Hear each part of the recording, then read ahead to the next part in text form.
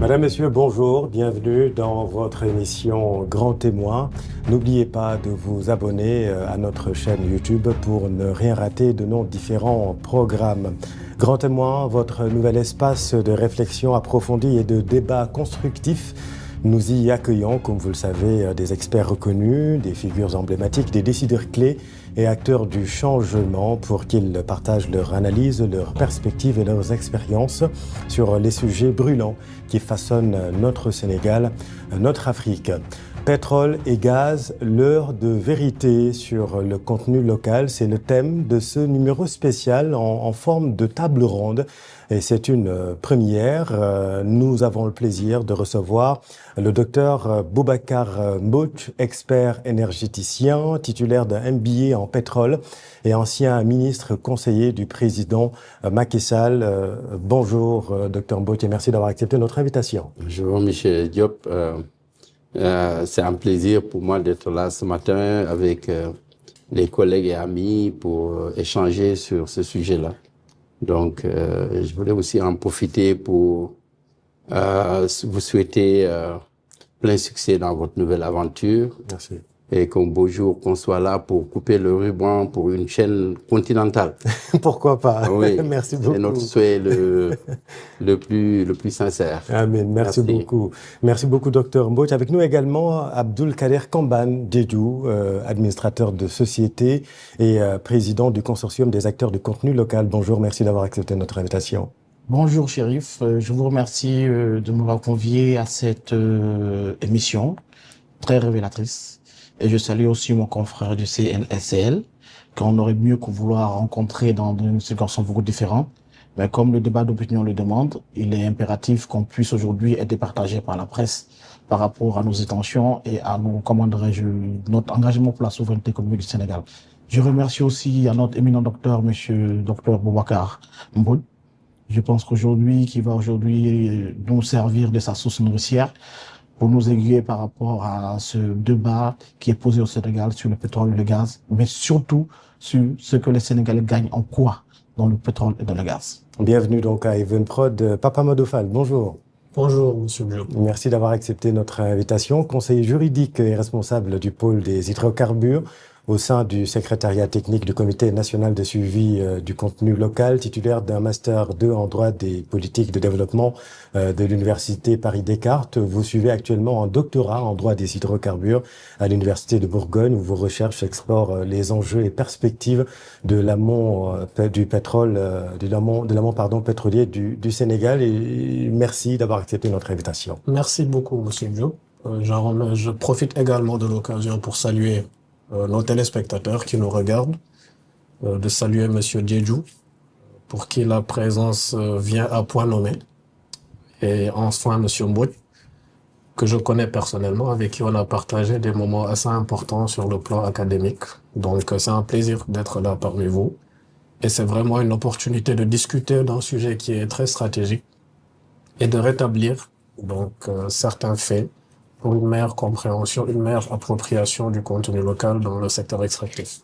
Bienvenue donc à Evenprod. Et je commence par vous d'ailleurs. D'abord un mot sur les missions du secrétariat technique, organe chargé d'élaborer et de soumettre au comité national de suivi du contenu local dans le secteur des hydrocarbures et des mines.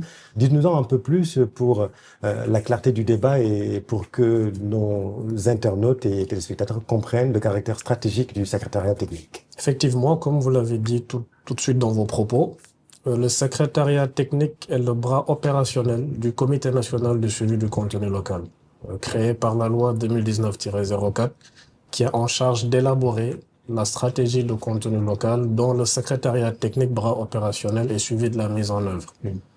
Ce bras opérationnel est rattaché pour des raisons opérationnelles et techniques au cabinet du ministre de l'Énergie, du Pétrole et des Mines.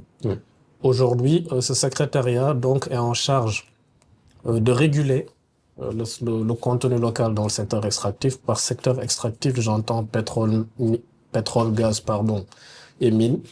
Et de la même manière, il est chargé d'accompagner la capacitation, la formation, la mise à niveau des entreprises locales, de la main-d'œuvre locale pour une meilleure valorisation du capital humain, dans le secteur extractif. Et enfin, il a également comme pour grande mission de s'assurer que le respect qui est relatif, qui est une exigence légale, hein, qui est relatif donc à la priorité, à la préférence nationale des entreprises locales dans les acquisitions des biens et services, donc soit contrôlé, qu'il soit respecté à travers donc différents mécanismes de contrôle mis en œuvre par la loi et ses décrets d'application, dont sûrement nous pourrons venir là-dessus dans les prochaines minutes. Oui, ça c'est pour les missions.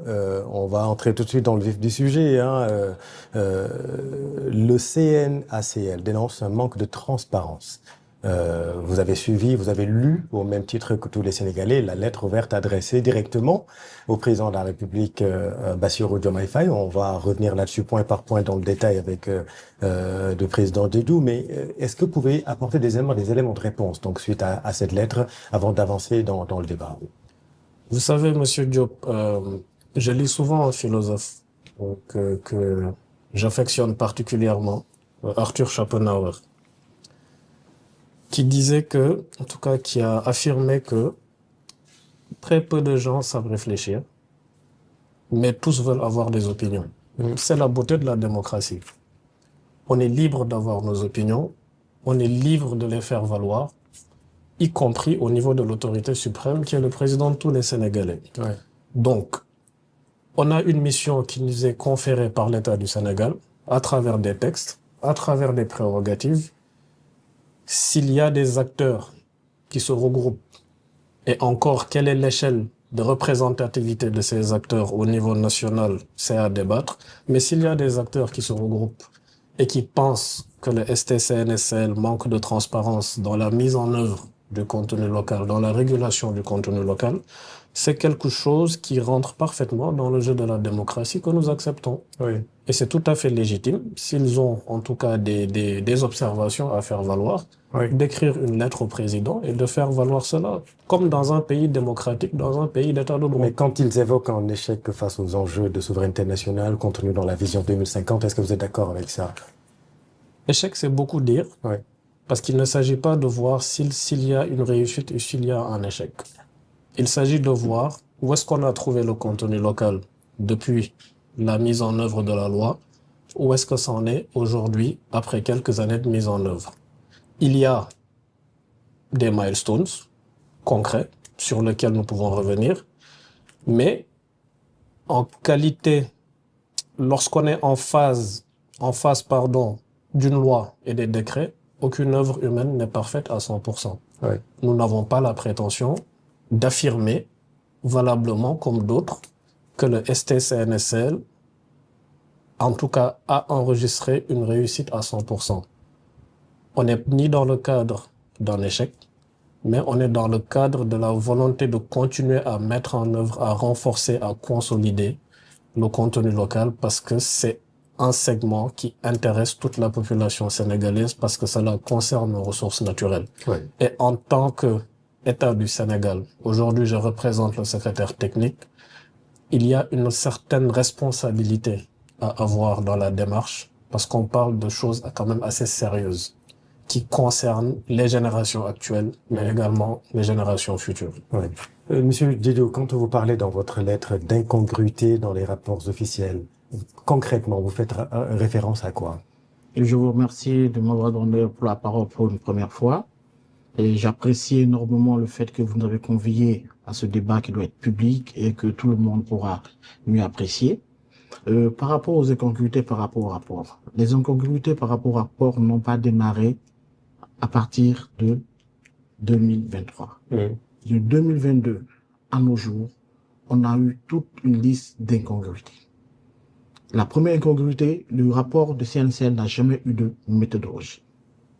Deuxième incongruité, le rapport du contenu local n'a jamais pu définir exactement l'indicateur du contenu local qui est le fait valoir même de son existence.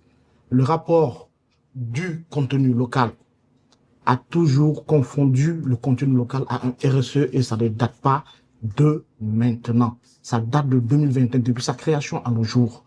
Donc nous, on ne peut pas déjà se permettre que des personnes qu'on a mis au sérail ou on a mis au devant comment dirais-je, du suivi et de la réglementation du contenu local, ne savent pas déjà faire du reporting en prime, ne savent pas déjà faire la différence entre contenu local et RSE.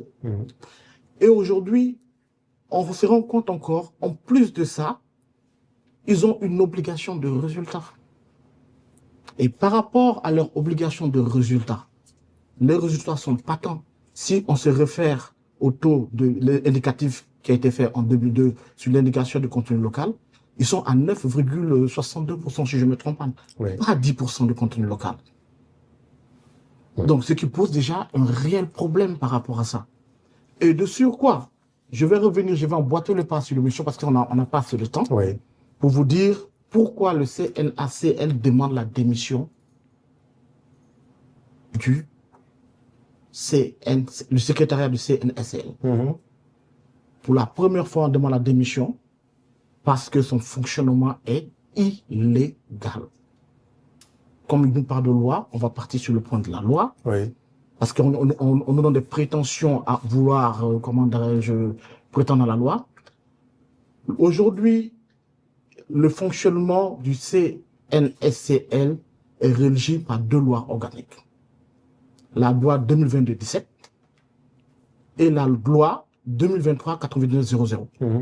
La loi 2022-17, c'est par rapport au secrétariat technique des mines, des hydrocarbures. Et la loi 2023-99-00 est par rapport à le secrétariat des mines. Ce secrétariat n'a jamais été fusionné par des lois organiques. Aujourd'hui, on voit qu'on a un secrétaire technique qui s'est fait prévaloir secrétaire du CNCL alors que légalement, il ne l'est pas. Même s'il a été nommé par décret, le décret n'a pas puissance juridique sur une loi organique qui a été votée à l'Assemblée nationale. Ça, c'est sur ce point sur lequel je venais. Voici pourquoi déjà nous demandons à ce qu'on soit rétabli dans la légalité sénégalaise. On parle du Djibouti, de la transparence. Dans les faits et dans les actes, il faut se faire. Donc aujourd'hui, lui-même en tant que tel, qui dit l'État du Sénégal, je me demande si c'est ce secrétaire, il est venu en tant que quoi? En tant que conseil juridique. Conseil juridique du secrétariat technique du CNSCL hydrocarbures ou du CNSCL mine, qui nous définissent. Il est responsable du pôle des hydrocarbures au sein du secrétariat technique et aussi responsable du pôle des mines. C'est bien cela, vous le dites. Responsable du pôle hydrocarbures. Peut-être j'aurais droit à une réponse. Oui, bien sûr, on va revenir. J'aimerais pas que l'on reste un peu sur le caractère administratif parce que j'aimerais qu'on parle franchement des acteurs et des actes qui vont impacter les acteurs sur le terrain. Bon, je vais vous redonner la parole si vous le permettez. Docteur Boubacar Mbodj, je vais pas vous demander de départager, mais quand même, quelle est votre appréciation? Vous avez été ancien conseiller du président Macky Sall, donc le cadre législatif, vous avez aussi travaillé là-dessus. Mais ma question spécifique pour vous, c'est le marché pétrolier et gazier est extrêmement technique. Le tissu économique sénégalais est-il prêt à relever le défi du contenu local, selon vous? Oui, merci, M. Diop. En effet, j'ai eu à participer à la conception de beaucoup de ces textes-là, en particulier le texte sur le contenu local. Donc, vous êtes le responsable? Ah non, je ne suis pas dire ça. J'ai contribué parce que la façon dont les lois sont élaborées, en fait, il y a un benchmarking qui est fait dans un premier temps, et puis ensuite une première mouture avec la contribution des uns et des autres, et puis ensuite beaucoup de gens concernés voient le texte, l'enrichissent. C'est beaucoup de va-et-vient avant de stabiliser. Par exemple, les juristes ont leur rôle là-dedans, les techniciens ont leur rôle là-dedans, les financiers aussi regardent un peu les aspects, les incidences financières de la loi ou du texte. Donc voilà, c'est beaucoup de travail. Alors, ce que je voulais dire par rapport à ce débat-là, c'est que peut-être quand on a mis en place cette loi-là, il y a quelque chose que nous n'avons pas eu le temps de faire. C'est d'abord d'auditer l'industrie sénégalaise. Parce que dans le texte de loi, il est dit que quand une compagnie donne un ordre de service ou de travaux, ben, à compétence égale et peut-être à prix égal, il y a un certain privilège qui est donné aux sociétés sénégalaises. Absolument. Le but du contenu local, c'est de faire en sorte que, en fait, les bénéfices ou bien en tout cas les résultats de l'activité pétrolière ne restent pas seulement entre les opérateurs et les sous-traitants, mais que l'industrie nationale puisse en bénéficier. Encore faudrait-il avoir les capacités de fournir un certain nombre de services, qu'ils soient des services ou des travaux intellectuels. Donc moi, je crois qu'on a manqué un peu de faire un audit systématique de l'industrie sénégalaise pour savoir de quoi on est capable. Pourquoi cet audit? Cet audit aurait permis, et ça, la loi le permet, le stipule clairement, qu'il faut référencer les entreprises. Il faut les référencer. C'est-à-dire qu'il faut faire un audit de ces entreprises, de pouvoir authentifier que telle entreprise, par exemple, est capable de faire du soudage à l'arc, que telle autre entreprise est capable, je sais pas moi, de faire une analyse d'un échantillon de pétrole, ainsi de suite. Ça, nous l'avons pas totalement fait. Donc, vous pensez qu'on n'est pas assez outillé? Non, on n'est pas, et justement, on ne peut pas être très bien outillé. Parce que n'oublions pas qu'on est à 1 an et demi de notre premier baril. Faut pas aller trop vite. Faut pas aller plus vite que la musique. Ça, c'est un problème de capacitation. Nous avons un problème global de capacitation. Si vous regardez l'histoire industrielle du Sénégal, ben, on a connu 2 phases de désindustrialisation, ben, qui ont laissé le pays, à part l'agroalimentaire, on ne sait pas faire grand-chose. Rappelez-vous ici le tuyau de la SONES, quand il s'est cassé ici, et qu'on a été obligé de le mettre dans un avion pour aller le souder en France. C'est un bon indicateur. Donc, moi, je crois que l'axe, et c'est une invite que je fais à M. Yeyou, mon cousin Yola, donc de un peu freiner la vitesse et puis de regarder un peu comment s'organiser et de mettre de l'avant la concertation. Vous savez, quand une organisation fêtière commence à demander la démission de tel ou tel, ça commence à faire un peu... Mais il demande seulement à respecter la loi.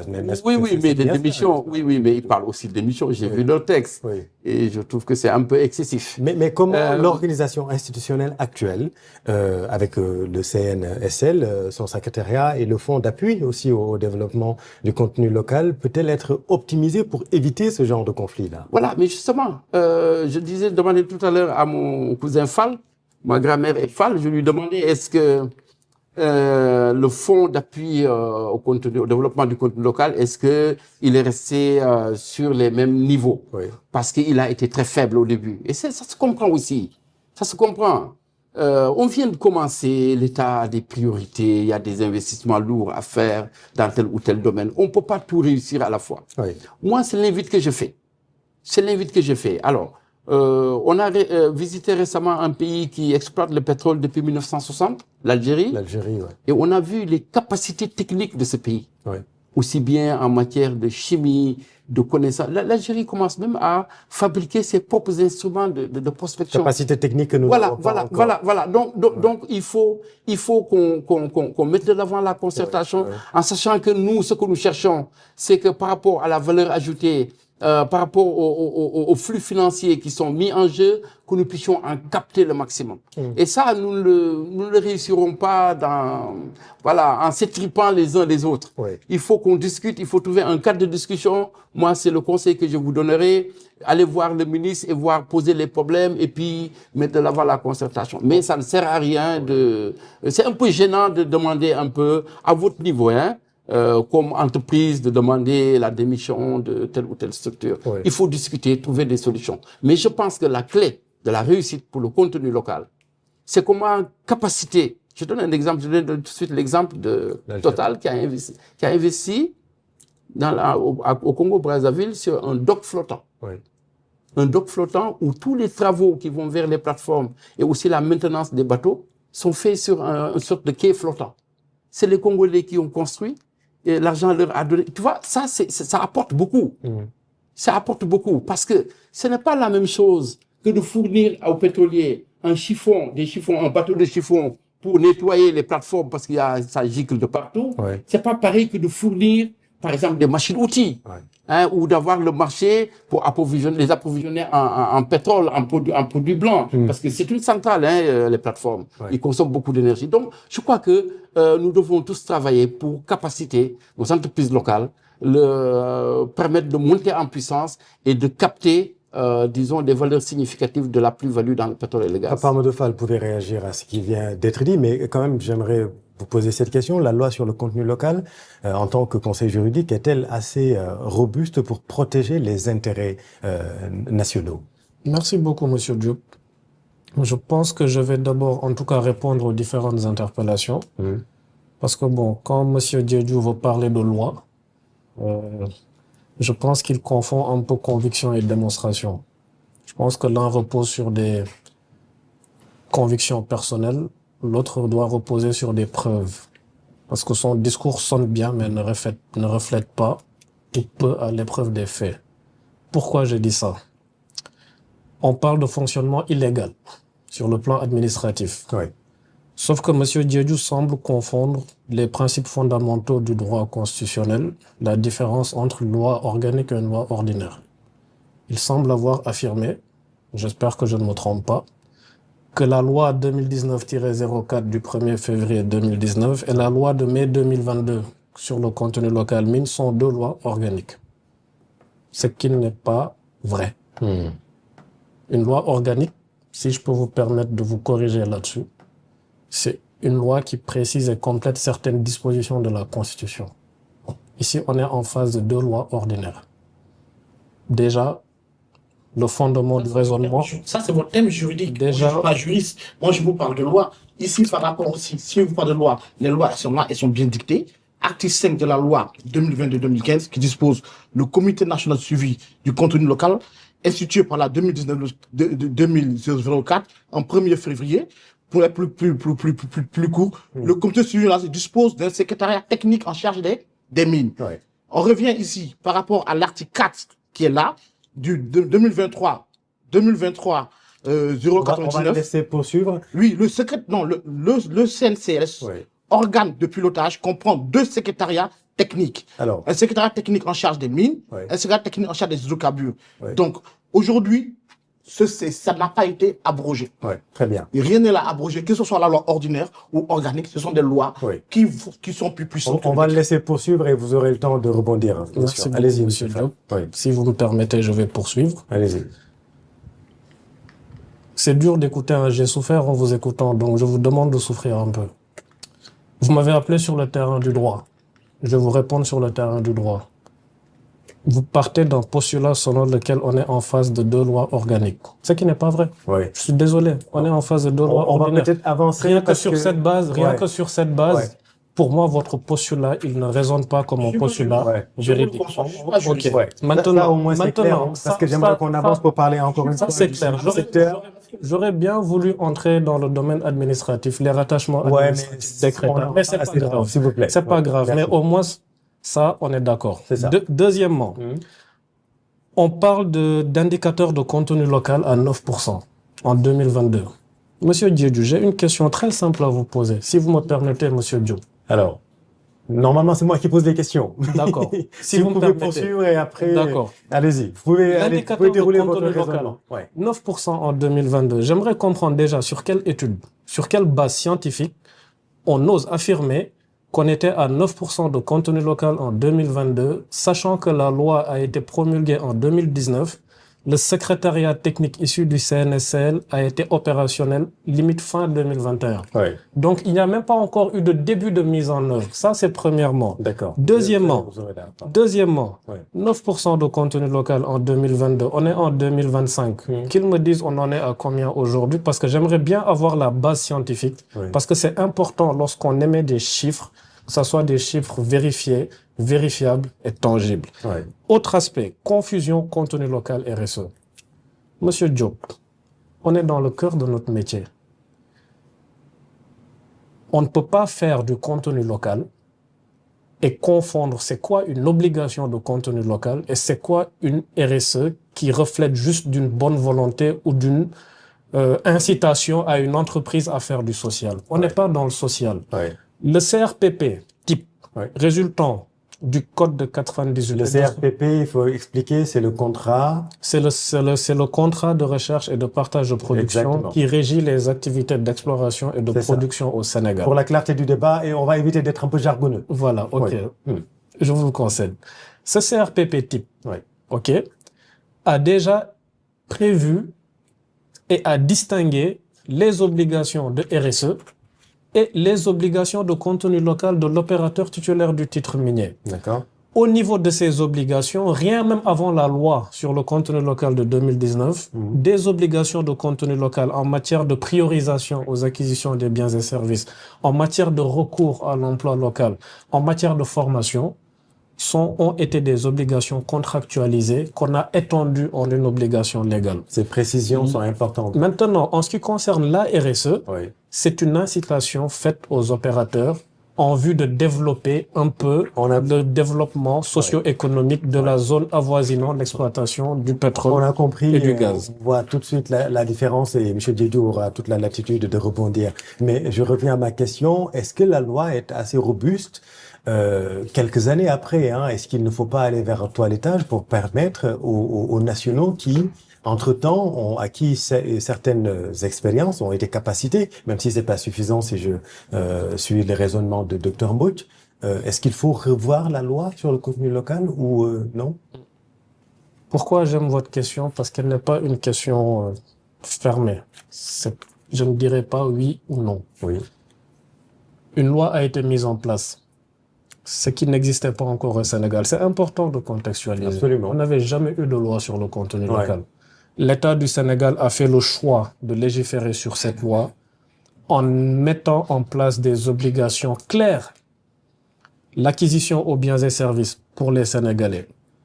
L'emploi local à compétences égales pour les Sénégalais. On a même fait une classification des activités pour voir qu'est-ce qu'on peut réserver en priorité aux Sénégalais en fonction de la maturation du tissu industriel local. Ça me permet de revenir justement à un point important que Dr Mbouch a affirmé tout de suite. Ouais. Ce tableau de classification est régi par un décret du 22 février 2021. Oui. Gardez bien que la loi a été faite en 2019. Pourquoi ce gap-là? Parce que pendant 2 ans, au niveau du ministère du Pétrole et des Énergies, on était en train de travailler sur le niveau de maturation du tissu industriel local à travers un audit des capacités locales auquel j'ai activement participé. En 2020, au niveau ministériel, à travers l'unité de gestion et d'exécution des projets pétroliers et gaziers, le GES Pétrogaz, on a fait un audit des capacités locales des entreprises qui interviennent dans les industries et dans les services. Pourquoi avoir fait cet audit? C'était pour savoir déjà les fondamentaux de base que nos entreprises locales doivent avoir. Est-ce qu'elles les ont? Si elles ne les ont pas, quelles sont les actions correctives qu'on prend à travers ce fonds d'appui? Résultat, on a audité plus d'une centaine d'entreprises qui interviennent dans les industries et dans les services, qui couvrent les domaines métiers allant de la fabrication à la prestation de services, aux services financiers et aux prestations de services financiers et aux prestations de services intellectuels. Résultat, on n'avait pas plus de 10 entreprises qui étaient même capables, sur les fondamentaux. Quand je parle de fondamentaux, c'est les fondamentaux type HSE. Rien que ça. ISO 9001, 14001, 45001, on n'avait pas plus de 10 entreprises intervenant dans les services et les industries qui avaient déjà les normes ISO. Ce qui veut dire que, et ça c'est vérifié et vérifiable, les rapports sont là, on est prêt à les partager à qui veut le voir, à qui veut le lire. Et c'est vérifiable encore une fois. Et c'est sur cette base qu'on a effectué ce tableau de classification-là en différents régimes. Exclusifs, les activités qui relèvent exclusivement et réservées exclusivement aux entreprises locales. Mixtes, les activités impliquant des partenariats obligatoires entre les étrangers, les entreprises internationales et le secteur privé local, et le régime non exclusif. Et c'est ça qui a fait qu'aujourd'hui, à travers ce tableau, chaque marché qui vient sur la table du STCNSL, on catégorise le marché en fonction du besoin local, et c'est ça valablement qui permet de permettre, je m'excuse de la répétition, aux entreprises sénégalaises de participer valablement aux activités pétrolières et gazières conformément au décret 2020-2065 du 28 octobre 2020. Alors, on va revenir vers vous parce qu'il y a par exemple des jeunes Sénégalais qui ont été redirigés vers d'autres projets internationaux par faute de politique de protection et de réinsertion au secteur, au niveau local. Je vais vous poser la question précise là-dessus. Mais est-ce que vous pouvez revenir sur ce qui vient d'être dit? Ce qui vient de dire, c'est pour ça qu'on s'interroge, nous nous interrogeons gravement. Tout ce que je vais vous dire ici, je les ai tirés des rapports du CNSL. Aujourd'hui, il me parle du taux d'index du contenu local. Si vous voyez bien ici, dans le rapport, il est bien.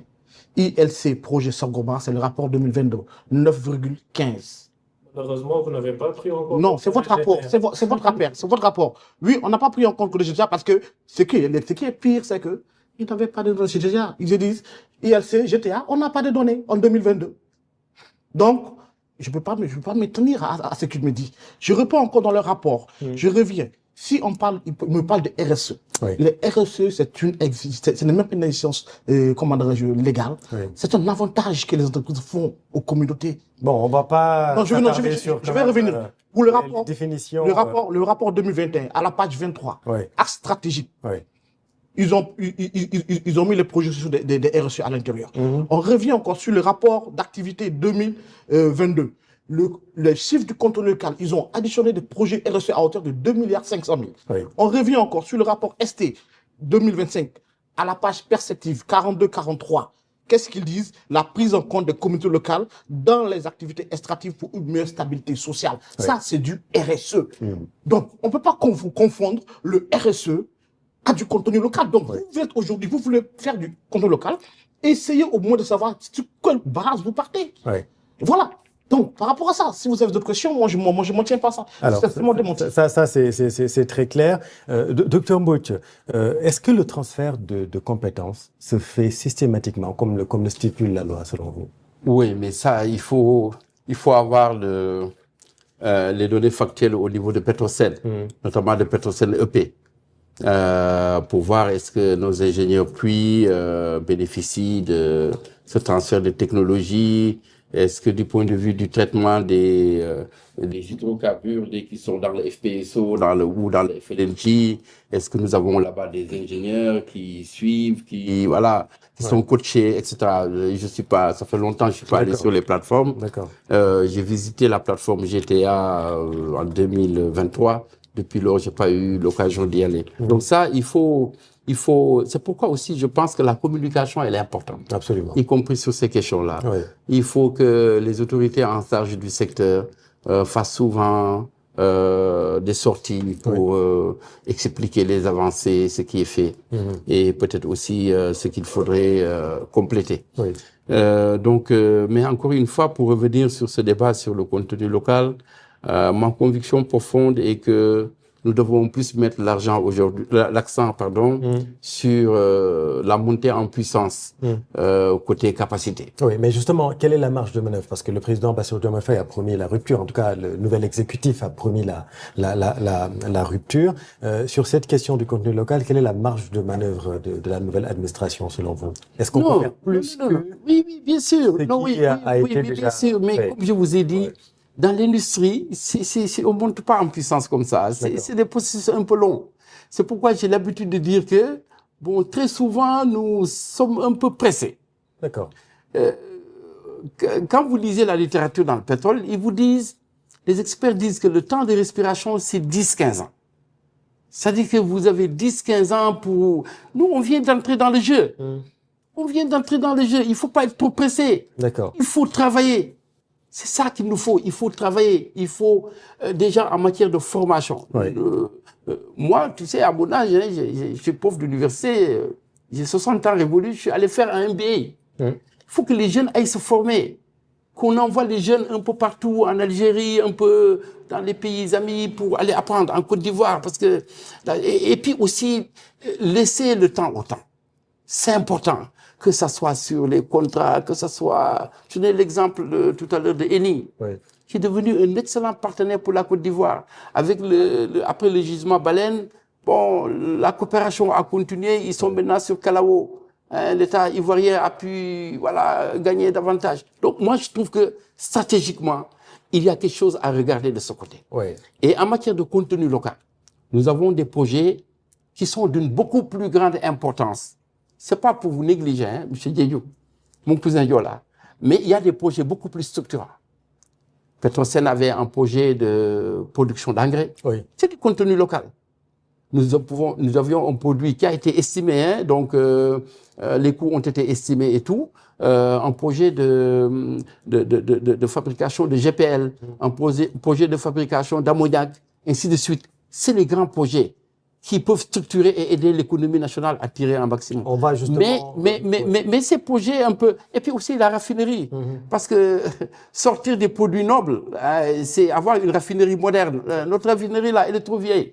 Oui. Elle est trop vieille. Il y a un projet de deuxième. Oui, tout à fait. Mais bon, il faut travailler pour... On va revenir avec vous sur l'impact économique. Hein. On va parler des revenus, répartition et utilisation. On va parler de façon globale de la production, donc de Sangomar notamment, et de Grand Tortue. Ahmeïm, dernier point sur quand même le contenu local et les acteurs. Un bon nombre d'entreprises donc multinationales ayant opéré dans le cadre du projet d'exploration des 23 puits donc de pétrole de Sangomar. Je peux citer Halliburton, Baker, Sepco, Asco, pour ne citer que ces entreprises ont formé et employé nos jeunes Sénégalais dans le cadre de ce projet et ont été redirigés, je le disais, vers d'autres projets internationaux par faute de politique de protection et de réinsertion de nos jeunes dans la suite de ces projets pétroliers et gaziers. Qu'est-ce que le comité, donc le CNSL et l'État du Sénégal, donc, avait prévu pour ces gamins-là, pour ces jeunes-là, ces jeunes ingénieurs? Alors, merci beaucoup pour votre question, Monsieur Diop. Ce qui est en tout cas important de repréciser, c'est peut-être 5 secondes. Allez-y. Lorsqu'on parle de prise en compte des communautés locales, c'est au titre des emplois non qualifiés. Je vous renvoie à la loi sur le contenu local, encore une fois. Pour en revenir sur votre question, Oui. ce qu'il faut comprendre, c'est que les projets d'hydrocarbures, à l'instar des projets miniers, parce qu'on parle beaucoup d'hydrocarbures, mais les mines aussi sont Absolument. concernées par C'est le vrai. contenu local. C'est vrai. Les projets d'hydrocarbures sont des projets cycliques. Chaque personne, chaque jeune employé, au titre d'une fourniture de biens ou de services, c'est un jeune qui travaille pour une durée déterminée. Aujourd'hui, en début 2022, on était en pleine phase de développement. Il fallait préparer, entre guillemets, les infrastructures nécessaires à l'arrivée, au pré-commissioning et au commissioning du FPSO. Forcément, cela nécessite une forte main-d'œuvre au niveau local. C'est ce qui explique donc ce recrutement important de la main-d'œuvre locale au titre donc de ces scopes-là. Ça peut aller de la prestation de biens, de la prestation de services, en passant par l'approvisionnement, la logistique, etc. Et aujourd'hui, lorsque ces scopes prennent fin, parce qu'on est en début maintenant de production, il est tout à fait normal que le travail de ces jeunes-là s'en arrête là. Par contre, ce qu'on ne perd pas, Monsieur Diop, c'est la compétence. Mais qu'est-ce qui est prévu après pour ça? C'est-à-dire qu'aujourd'hui, le secrétariat technique a mis en place une plateforme très récemment sur laquelle nous travaillons depuis 2024. C'est la plateforme qui sert à mettre en place un programme d'insertion des jeunes professionnels du secteur extractif. Parce que l'idée, à travers cette plateforme, c'est non seulement consolider le travail que le ST fait à travers le Fonds d'appui au développement du contenu local qui forme, qui capacite la main-d'œuvre locale, mais recenser de manière beaucoup plus exhaustive les capacités locales disponibles selon les domaines de métiers qui existent et qui sont référencés au niveau du ST-CNSL. C'est ce qui fera qu'aujourd'hui, nous parlons du projet Yakar Teranga, dont nous espérons d'ici 2026-2027, il y aura des avancées en matière de décision finale d'investissement. Absolument. Mais l'opérateur... Décision finale d'investissement attendue en 2025 initialement. Oui. Après ça, c'est lié en tout cas à des divergences dans la stratégie de développement du projet.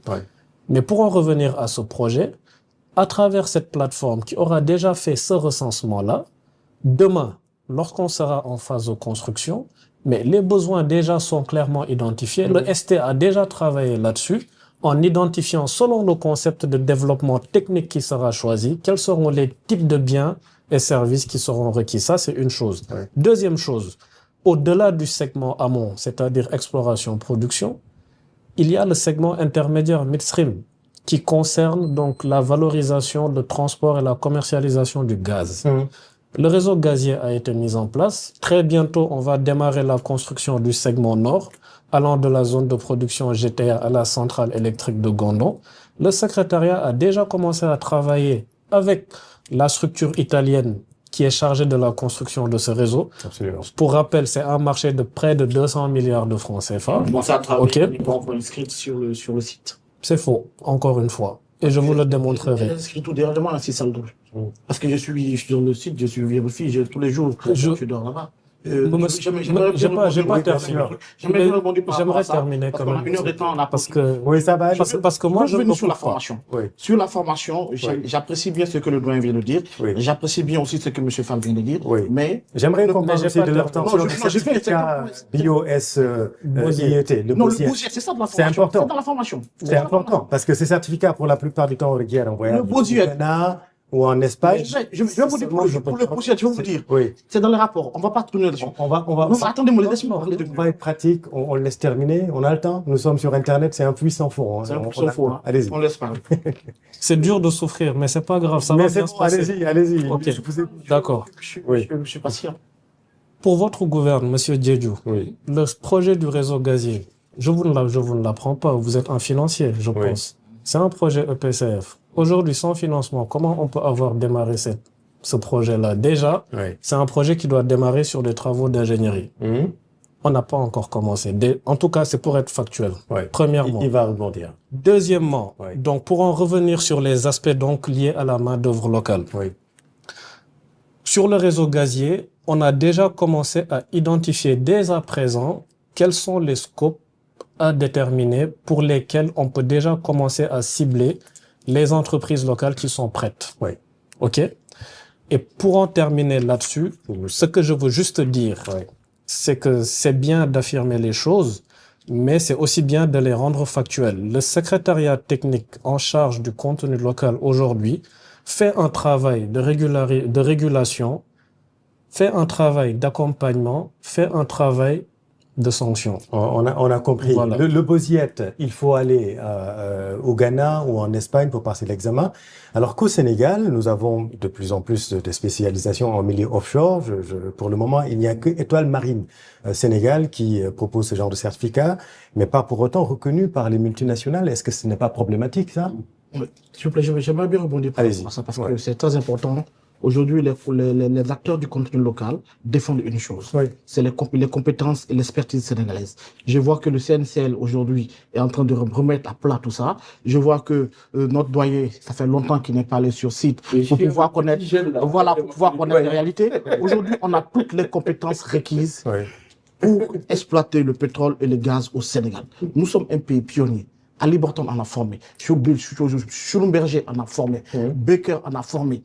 Vous venez de dire aujourd'hui, on a au minimum 300 à 400 Oui. professionnels sénégalais qui sont en expatriation, qui ont travaillé dans cette plateforme-là, sur GTA et Sangomar, qui ont été replacés ailleurs, Oui. qu'on peut faire revenir pour d'autres projets. Mais les acteurs locaux ne peuvent pas faire ça tout seuls. Non, les acteurs locaux, on en a beaucoup. Oui, mais ils peuvent pas faire Et ça. Faut tout qui a fait aujourd'hui les têtes de puits? Elles ont été soudées par Orsec. Orsec a fait venir qui? A fait venir monsieur Alun Faye. Alun Faye, c'est lui qui est de ST Soudure, D'accord. qui aujourd'hui travaille dans plusieurs structures. Ouais. Et je reviens aujourd'hui, on parle de formation pour le BOSUET. Le BOSUET, aujourd'hui, on peut dire c'est la carte d'identité pour aller en offshore. Absolument. Cette carte d'identité pour aller en offshore, le CNSCL, dans son rapport de 2023, en a formé que 9 personnes. Alors qu'ils s'étaient d'avoir 3000 emplois dans le truc. Ils ont formé que 9 personnes. En HSE, ils n'ont pas formé plus de 200 personnes. Et Étoile Marine Sénégal qui n'est pas reconnue Étoile par- Marine Sénégal fait partie du CNACL. Oui. Elle est la seule à faire du BOSUET et ils ne sont pas au courant. Ah, Et non, il y a aussi, il y a Soga Oui. qui est en place. Mais, Voici des mais gens qui ne qu'on sont pas va- reconnus par les multinationales. Non, la reconnaissance des multinationales Oui. ne doit pas venir des multinationales. Aujourd'hui, la reconnaissance doit venir de l'État du Sénégal. Très bien. Et aujourd'hui, c'est, comment dirais-je, soit le CNSLL ou bien, par exemple, avec le CNACL, Oui. quand ils ont signé des contrats de partenariat avec des autorités de certification du BOSUET Oui. pour pouvoir le valider ici, qu'une école qui est mise au standard puisse le valider. Oui. Donc, ça n'a pas été fait. D'accord. Donc, Sinon, docteur comment Mbouch, vous dire sur la... J'ai un petit commentaire à faire là-dessus. Allez-y. Bon, évidemment, je ne suis pas juriste, Oui. mais j'ai eu à recevoir... Justement, j'allais vous poser la question sur la renégociation des contrats. Oui, après. Oui, mais c'est important parce que... Oui, d'accord. Laissez-moi rebondir une seconde. Oui. J'ai reçu à l'époque, en 2023, l'association des professionnels du soudage qui avaient des problèmes aussi de ce genre. Certains étaient débarqués. Oui. Comme vous dites, il y a quand même à respecter un peu le cycle des projets. Quand vous êtes soudeur dans un projet de stockage, quand les tanks ont été soudés et tout, vous n'avez plus raison d'être là-bas, c'est d'autres personnes qui viennent. Oui. Mais je crois que la loi, de manière générale, la loi du travail, elle doit être revue et améliorée de ce point de vue, pour prendre en compte les spécificités du monde du pétrole. Oui. Et à l'époque, je sais que l'ANAM avait commencé à produire un texte. Oui. Je ne sais pas où est-ce que ça en est. En 2023. Pour vous clarifier sur ça. Voilà, merci beaucoup. Pour un peu se mettre au niveau standard. Puisque le pétrole et le gaz, nous sommes les derniers venus. Et un peu partout, il y a des soudeurs qui sont sur les plateformes, ainsi de suite. Donc, il faut se mettre aux standards internationaux et donc essayer de voir comment notre loi, de manière générale, la loi laborale, la loi sur le travail, comment on peut prendre ces spécificités-là. Alors, question pratique pour vous, docteur Mbouch. Au-delà de ce débat, qu'est-ce qui est en jeu pour le Sénégal, pour que les gens qui nous regardent comprennent? Est-ce une simple manne financière ou une véritable opportunité de développement structurel? Et deuxième question sous-jacente, c'est où en sommes-nous actuellement en termes de production? C'est lié. C'est lié. Il y a de la valeur qui est produite dans notre pays. Vous avez entendu parler d'une croissance de 12,1%, dont les hydrocarbures ont contribué pour 7,1%. Tout à fait. Ça veut dire qu'en dehors des hydrocarbures, bon, on est à 3%. Voilà, à 3%. Mais quand même, c'est ça. Dans ce partage de gâteau-là, on veut que la part qui revient au Sénégal, c'est 7%, qui est le maximum qui reste au pays. C'est ça le grand enjeu. Pour le moment, ce n'est pas le cas. Non, ce n'est pas le cas. Et il ne peut pas en être autrement aussi. C'est ce que j'expliquais tout à l'heure. Normal, ça c'est. On vient de commencer. On a à peu près un an. La question en filigrane, c'est la négociation des contrats. Oui, on y viendra. On y viendra. Non, nous y sommes là. Oui. Parlons-en. Oui, d'accord. Mais avant d'en arriver à ça, je voudrais dire que nous avons un grand défi d'intégration de l'industrie pétrolière et gazière dans l'économie nationale. Et ce n'est pas une chose simple. On a beaucoup parlé ici à l'époque de la malédiction du pétrole. C'est exactement ça. C'est que notre économie soit tirée par le pétrole et quand le pétrole fait des replis, là on est dans la choucroute là, on est dans des problèmes. D'accord. Donc il faut que cette manne financière-là, qu'il puisse irriguer toutes les parties de l'économie, l'agriculture, l'industrie, ainsi de suite. Et c'est pourquoi je parlais tout à l'heure des industries de transformation, en quoi c'est stratégique et c'est important. Parce que ça permet d'avoir des sous-produits qui ne dépendent pas directement du brut. Mais à l'état actuel des contrats, est-ce que c'est possible? Oui, c'est possible, mais nous n'avons pas encore les possibilités. Mais encore une fois, c'est le temps. C'est le temps, on vient de commencer, encore une fois. Est-ce une bonne idée d'avoir entamé cette renégociation des contrats? Oui, vous voulez coûte que coûte, je répondre à ça. Mais c'est important parce que vous étiez là avant et aujourd'hui, c'est le sujet. Moi, mon opinion là-dessus, c'est pas très loin de ce que je disais tout à l'heure. Il faut nouer des partenaires stratégiques avec les opérateurs. D'ailleurs, dans le code de 2019, je parle sous le contrôle de M. Fall. En dehors des aspects réglementaires, il y a une disposition qui parle même par toute autre voie pour s'entendre. Parce que dans l'industrie, quand on a des accords sur des projets de 10, 15 ans, 20 ans, le mieux, c'est la stabilité. C'est la stabilité. Et moi, ma conviction personnelle est que on ne va pas entrer dans le bien fondé de la volonté de l'État de renégocier. Évidemment, c'est très légitime que l'État veuille augmenter sa part disons, dans la plus-value générée par l'industrie pétrolière et gazière. Mais personnellement, je trouve cela prématuré.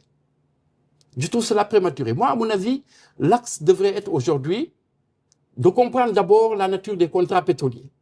Quand vous êtes un pays qui n'a pas beaucoup de devises, de l'argent à mettre, quand vous commencez dans le pétrole et le gaz, et que c'est l'opérateur qui apporte les financements, qui ne sont pas souvent ces financements propres, mais qui proviennent des banques, et que vous-même, parfois, les 10% apportés là, dont on parle, c'est pas que c'est gratuit, mais ce sont eux qui ont mis l'argent pour nous. Donc, on était dans une situation où on commence dans cette industrie et comme tous les pays du monde, on les appelle les NOC, les New Oil Countries, qui entrent dans le pétrole et le gaz, c'est difficile de récupérer beaucoup de retombées au départ.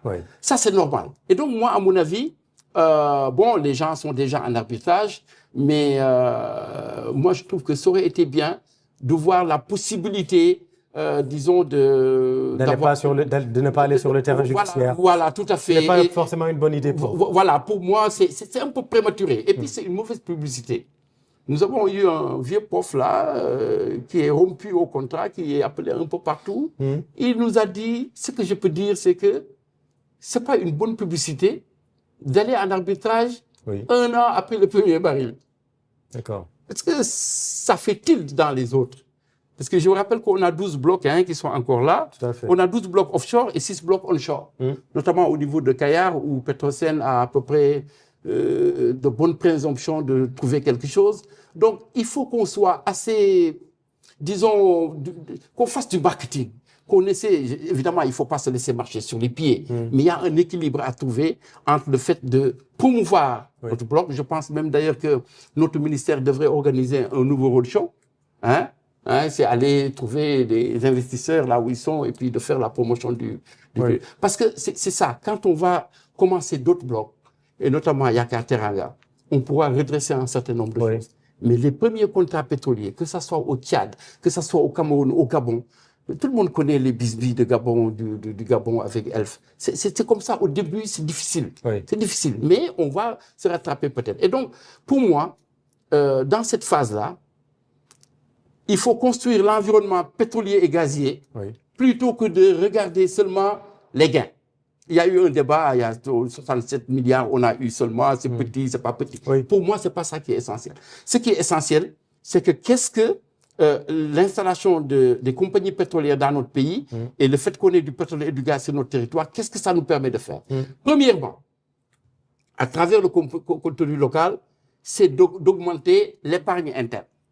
Il faut que les Sénégalais puissent aussi s'enrichir à travers cela. Je disais tout à l'heure, quand on était en salle, que par exemple, les bateaux qui transportent les pétroles, on est à peut-être 36, 39 cargaisons depuis Sangomar, mais que ce soit des Sénégalais, des armateurs sénégalais qui le font. C'est des rentrées d'argent. Deuxièmement, même le fait de vendre le pétrole. Mais on aurait dû aujourd'hui faire émerger une compagnie de trading qui puisse vendre notre pétrole et qui puisse nous trouver les meilleurs prix, et par des Sénégalais. Je sais pas pour Sangomar comment ça se passe, mais je sais que pour GTA, c'est une filiale de BP qui commercialise le gaz. Alors, donc voilà des niches. Et puis ensuite, deuxièmement, j'ai dit l'épargne interne à travers le contenu local, l'implication des Sénégalais. Deuxièmement, la transformation industrielle. Comment transformer le gaz et le pétrole en sous-produits? Comment aujourd'hui faire en sorte que la SAR puisse disposer, disons, d'une raffinerie moderne qui sort des sous-produits nobles, qui puissent faire rendre ce projet rentable. Et à ce niveau, je pense que nous avons dans ce bassin MSBCG 5 pays. Le Sénégal, la Mauritanie, les 2 Guinées et la Gambie. Mais si nos 5 pays se mettaient ensemble, ne serait-ce que leur consommation interne et les puissances financières qu'ils ont, on peut construire une raffinerie à la limite qui nous suffirait à nous seuls. On a compris. Et donc là c'est de l'ingénierie financière qu'il faut regarder pour voir aujourd'hui comment on peut aller dans ce sens-là. Moi, à mon avis, c'est ce que le pétrole va nous apporter dans cette phase-là, qui est beaucoup plus important que, disons, ce qu'on tire du profit oil. Oui, mais l'objet justement de la renégociation, c'est d'avoir plus. Mais comment tu renégocies? C'est justement d'essayer d'avoir un peu plus. C'est ça aussi. D'accord. Mais il faut préciser que Sangomar, comme GTA, ont été signés sous le contrat de 98. Qui était la première fois où on faisait un contrat pétrolier. Alors, il ne nous reste plus beaucoup de temps. Je donne l'exemple des mines. Est-ce que vous avez regardé l'évolution qu'il y a dans les mines? Je vous donne un exemple qui est d'ailleurs une préoccupation aussi chez moi. C'est un peu les collectivités locales. Il faut qu'on y pense. Au Sénégal, on a l'habitude de faire de grands discours, mais quand il faut les appliquer, il y a des problèmes. Il n'est pas concevable qu'on tire autant de moyens, autant de richesses de Saint-Louis ou du département de Fatick, sans pour autant qu'il y ait aussi, ça c'est du contenu local aussi, une part qui va aux collectivités locales. On parle de décentralisation. Alors, Pape Amadou Fall, je vois que vous vous décorsetez, vous avez des doutes par rapport à ce qui vient d'être dit, mais comment le gouvernement... Mais on l'a fait avec le code minier. Oui. Au départ, et moi j'ai assisté à une réunion où les gens étaient émus de savoir que le village qui était au milieu de Sabadola n'avait pas d'électricité. Et la loi de 2016, le code minier, a changé cela. Et aujourd'hui, il y a une part qui est dédiée aux collectivités locales qui abritent ces activités. Oui. C'est le FADL. Voilà. On va... Mais on y a ajouté même Oui. une part qui devait aller à une péréquation pour aussi aider d'autres communes qui ont des trucs. Oui. Mais l'idée, ce qui n'est pas admissible, c'est qu'on vienne dans une localité, que ça soit Saint-Louis, Sabadola ou ailleurs, Oui. où les types de richesses. Vous parlez on parlait des RSE d'air tout à Il l'heure. prend en compte dans les obligations économiques. Je vais vous donner la parole, mais sur le C'est code pris en des compte dans le investissements, code si vous le permettez, qui vient d'être voté, autour de et le code général des impôts. C'est une obligation des entreprises. Vous aurez la parole. Vous aurez la parole. Vous aurez la parole. Je veux donner. Je suis venu pour Oui, bien sûr, allez-y. Mais vous aurez le temps. Pour les mines, il y a un pourcentage du chiffre d'affaires qui va directement aux collectivités locales. Aujourd'hui, c'est une obligation. 50%. Aujourd'hui, 50% de l'activité d'une entreprise doit demeurer localement avec des investisseurs locaux, créer des emplois locaux. De ça. Non, je parle de ça. Je parle. On parle. Monsieur Guy, on vous parle des obligations économiques. Alors, les obligations économiques. Oui, mais parlez si vous voulez réagir sur ce que j'ai dit. Président Moi, c'est pas ce Didiou. que j'ai dit. Président Didiou, je vais vous donner. Les RSE quand vous parlez de ça, mais c'est pas ça. Je parle pas de. Je reviens. Alors, Attendez, non, mais je vais vous donner la parole, si vous permettez. Nous, on parle C'est important. d'obligations C'est un tour de table, si vous permettez. Hein, si Mais vous moi, je permettez. parle depuis lors, hein. Oui, mais si, le débat est bien structuré, je pense. Hein. Vous aurez la parole tout juste après, Monsieur Fall. Hein? Et ma question, c'est comment le gouvernement peut-il à la fois attirer les investisseurs? Ben tiens, on va bientôt organiser d'ailleurs le forum FI Sénégal, le forum pour attirer les investisseurs. Donc, comment attirer les investisseurs internationaux et faire respecter la loi sur le contenu local sans faire fuir les investisseurs qui sont déjà au pays actuellement? Merci en tout cas pour la question. J'espère que j'aurai le même temps de parole que M. Mboué. Oui, je pense que vous êtes un peu en avance en termes de temps de parole. Allez-y, c'est presque fini. Oui.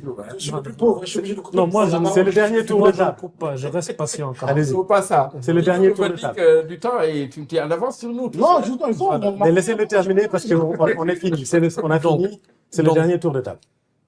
Je vais répondre à cette question, mais il y a aussi des interpellations sur lesquelles quand même c'est important que je revienne dessus. En 30 secondes, si vous permettez. Allez-y. D'accord, Allez. je vais essayer. S'il vous plaît. On a beaucoup parlé d'hydrocarbures. On comprend que les projets sont venus très tôt. La loi a été mise en œuvre en 2022. Je ne parle pas de promulguer, mise en œuvre en 2021-2022. On est qu'à 3 à 4 ans d'application. Oui. Donc, il est tout à fait normal qu'on ne soit pas à 50% de contenu local. Aujourd'hui, ce n'est pas raisonnable parce que le tissu industriel local ne le reflète pas. C'est ça la réalité. Très bien. Si maintenant on veut affirmer que les Sénégalais, c'est ça, si on veut affirmer que les Sénégalais ont toutes les compétences pour travailler dans le secteur oil and gas, ça ne reflète pas la réalité. D'accord. Côté mine, parce qu'on a beaucoup parlé de pétrole, Oui. côté mine, la loi a été promulguée en 2022. La mise en œuvre réelle a commencé en 2024. Vous parlez de plateforme, Monsieur Diédhiou. Je ne sais pas si vous êtes sur la plateforme mine. Sur la plateforme mine, en moyenne, à travers notre prérogative de contrôle a priori, si vous me permettez, je vais expliquer c'est quoi le contrôle a priori. Oui. On autorise par moyenne journalière 5 marchés par jour. 5. Aujourd'hui, depuis 2024, la plateforme, à titre de marché généré au niveau de la part locale, elle reflète au moins 15 milliards de francs CFA, côté mine. Oui.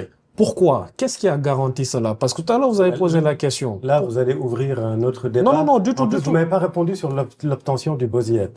Parce que malheureusement, l'école qui n'est pas reconnue par les multinationales. Je vais venir sur ça. Mais c'est important aussi de parler de ce qui se fait dans les mines. Il n'y a pas que le pétrole et le gaz au Sénégal. Allez-y. Aujourd'hui, j'ai presque envie de dire même que le potentiel minier en termes de contenu local, il est extraordinaire. Ouais.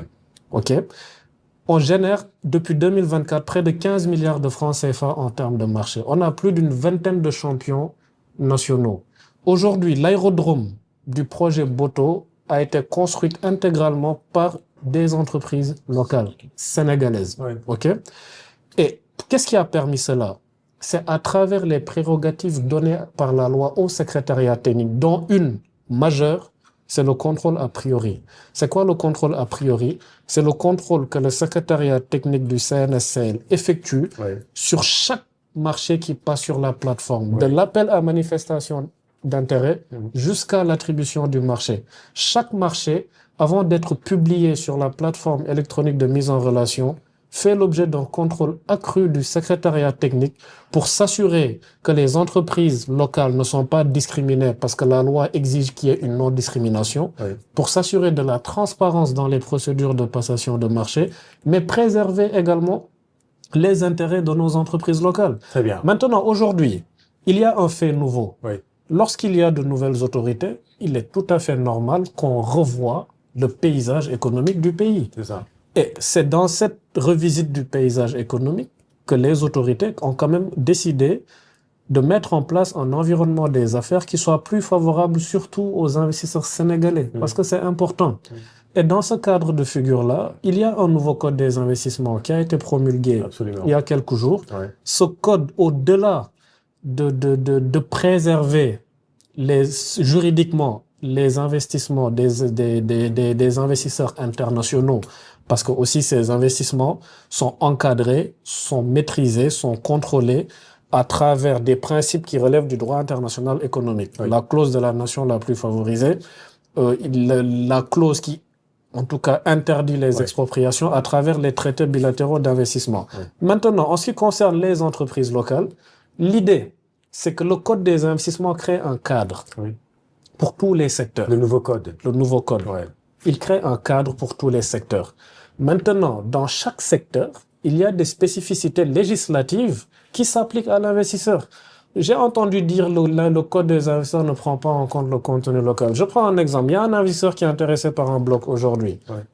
Sa porte d'entrée, c'est le code des investissements.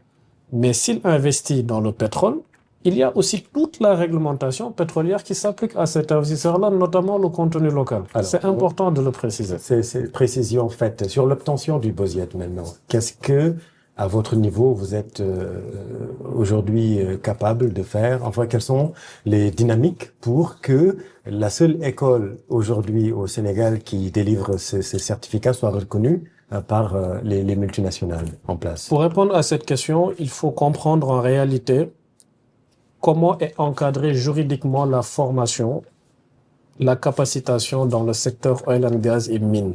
OK? Le BOSIET, c'est une certification qui est délivrée et qui doit être délivrée en réalité par l'Institut national du pétrole et du gaz, créé par décret en 2017, si je ne m'abuse. Et cet institut a l'exclusivité pour délivrer les formations certifiantes, mais pour encadrer la prolifération de ces formations-là. C'est ce qui a expliqué que ces missions même ont été modifiées à travers un nouveau décret qui permet de mettre en place en réalité un conseil de régulation qui permet de suivre cela. Et dans cette obligation de délivrer des formations pour la main-d'œuvre locale, l'INPG est en cours de finalisation de son centre à Diamniadio qui lui permettra de délivrer ces BOSIET-là, surtout à des coûts beaucoup plus avantageux. Parce que le problème aujourd'hui, chaque certification délivrée à l'étranger coûte cher. Ça demande des moyens. Maintenant, qu'est-ce que l'État a fait? On a mis en place un fonds d'appui au développement du contenu local depuis 2021, élargi aux mines depuis 2023, qui finance, dans la mesure du possible, ces demandes-là en BOSIET. On l'a fait en 2023, d'accord, à travers certaines entreprises locales. On a même financé le COSMI aujourd'hui pour justement obtenir ce type de certification-là. En 2025, on est en cours de mise en œuvre maintenant de la deuxième phase de la formation. C'est le programme TAGAT qui va financer encore plus donc la main-d'œuvre locale à ce BOSIET-là. Mais une fois que le centre de l'INPG est prêt, logiquement, le fonds d'appui aura beaucoup plus de capacité, de possibilités à former en grande masse. Il est à combien le fonds actuellement? Bon, ça, c'est régi par le conseil d'administration du fonds, parce que ce fonds a un conseil d'administration où donc il y a des chiffres que je ne suis pas en habilités à les délivrer. Ok. Les acteurs peut-être. Oui, les acteurs devraient être conviés à... Non. C'est-à-dire que le fonds... Alors, le dernier mot, justement, comme on parle des acteurs, le dernier mot... Une seconde, l'intérêt de connaître la hauteur de ce fonds, c'est que les acteurs puissent plaider auprès des autorités. Oui. Parce que j'ai dit que, vous savez, Petrosen dit qu'il veut lui-même exploiter Yakateranga. Oui. Ça suppose beaucoup de choses. Ah, ben donc, ça, oui. Donc, opérateur. Oui. Opérateur, oui. Oui, opérateur, je veux dire. Opérateur. Donc, si on veut aller à ce niveau, mais il faut qu'on ait le personnel qu'il faut. Ne serait-ce que la deuxième phase de Sangomar, c'est 2,5 milliards de dollars. C'est-à-dire que sur cet aspect d'opérateur... Non, laissez-moi terminer. Monsieur Fat, mais c'est Dieu qui aura... Je finis ma phrase. Je veux insister. Le mot de la fin. Le mot de la fin. Je suis présent dans l'émission. Oui, et on est très heureux d'ailleurs pour que vous soyez présent. Je voudrais juste insister sur l'importance capitale des ressources humaines. Oui. Et il faut qu'on y donne le prix. Il faut que ce fonds-là soit augmenté très sensiblement pour permettre au comité de suivi du contenu local. Vous connaissez même pas déjà le montant, donc. Oui, mais je connaissais le montant d'avant. Non, mais c'est fini. C'est fini. Le conseil d'administration du fonds, il y a un représentant du secteur privé. Très bien. Allez-y. J'avais fait une émission comme ça.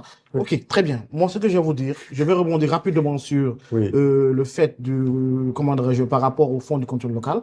Déjà, la première faute, le fonds, toutes les entreprises cotisent les 177 000 francs. Et c'est nommé dans le chèque fonds du contenu devant le contenu local. Normalement, pour le rapport 2023, dans la loi qui l'institue, du fonds d'appui contenu local, devait être annexé au rapport dernier, le rapport du commissaire aux comptes. Très bien. Pour qu'on puisse savoir combien est dans ce fonds-là. Ils ne l'ont pas fait. Donc, ça n'a pas été fait. C'est pas dans votre rapport. Vous ouvrez votre rapport. Il n'y a aucune page sur le rapport 2023. Si vous voulez que je vous demande encore, c'est pas mon truc, qui mentionne le rapport du commissaire aux comptes. Et c'est une faute légale. Oui. Donc, il faut qu'on reconnaisse ça. Oui. Deuxième point, j'aimerais aussi attirer votre attention par rapport à nous, le CNASL. Le CNASL, aujourd'hui, nous sommes les acteurs par les acteurs.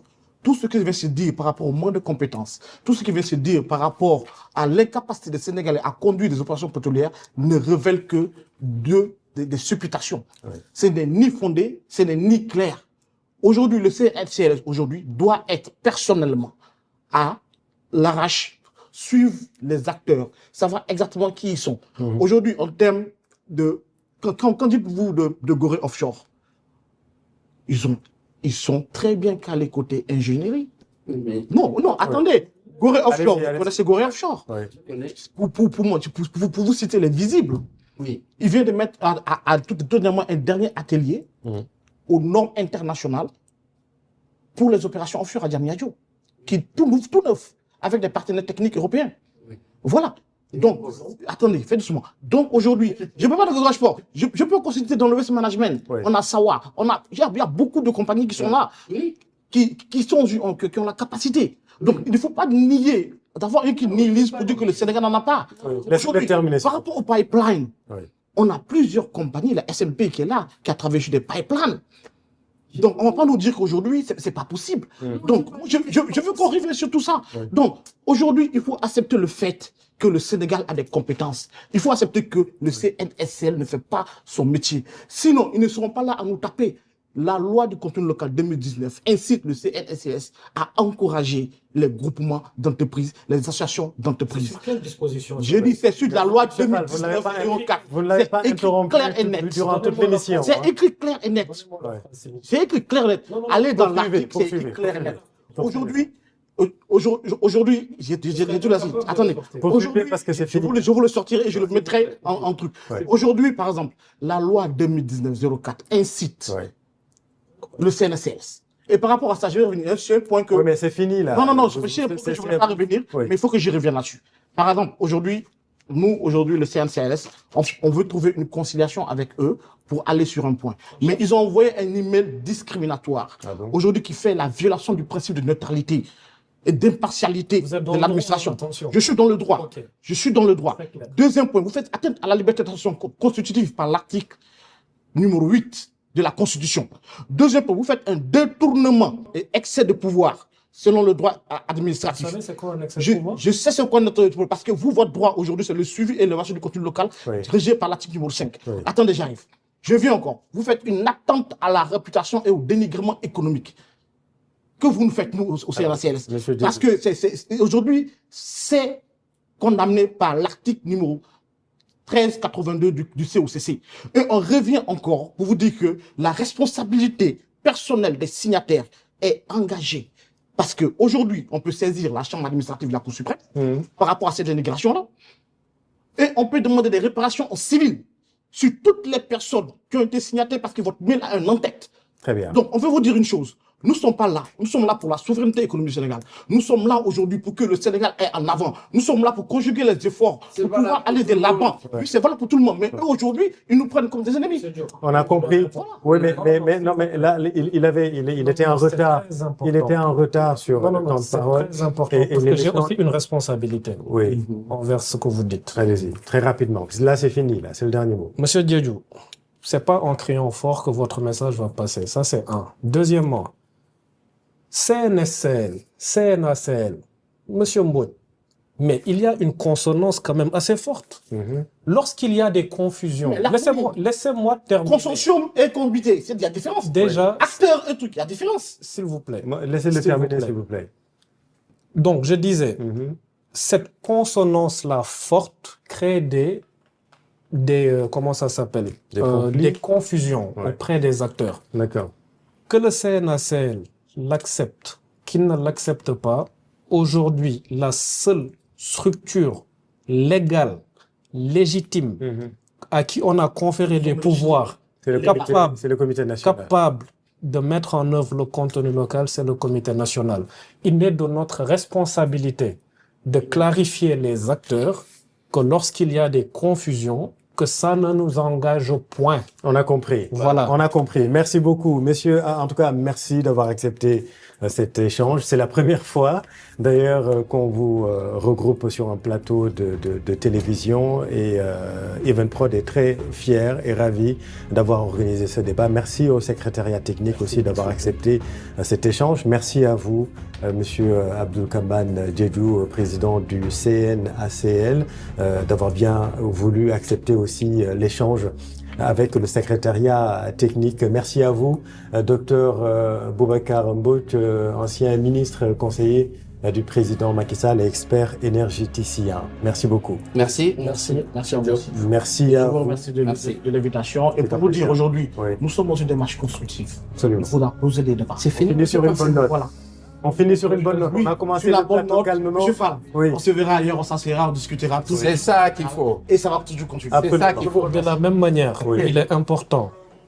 On est ouvert, on est fermé à personne. Par contre, il faut que le débat se fasse de manière constructive, responsable et respectueuse. Je pense que ce fut le cas aujourd'hui. Merci à vous. Merci.